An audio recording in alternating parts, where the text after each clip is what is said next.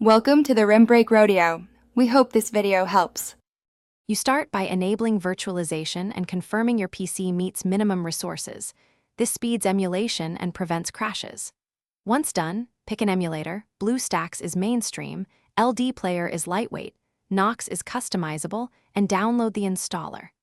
Run the installer as administrator, follow on-screen prompts, and allocate CPU cores and RAM during setup. This is crucial because more resources reduce lag. Make sure graphics mode matches your GPU. Then launch the emulator so you can proceed to app setup. You sign into Google Play inside the emulator or sideload an APK if the game is region-locked.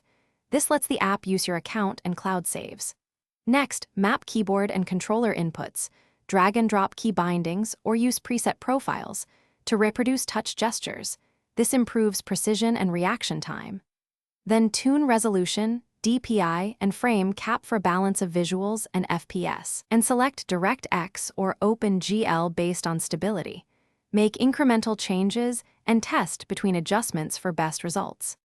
You finalize the setup by enabling high-performance power mode, updating GPU drivers, and assigning fixed CPU/RAM to the emulator so performance remains consistent. Once done, optimize in-game settings. Lower shadows, disable VSync, and lock FPS to reduce stutter. If the game crashes or won't start, clear cache, reinstall the app, or switch the emulator render engine. These fixes often resolve compatibility issues. If problems persist, check emulator logs or community threads for specific error codes and targeted solutions. Thanks for watching. Consider subscribing if we helped you.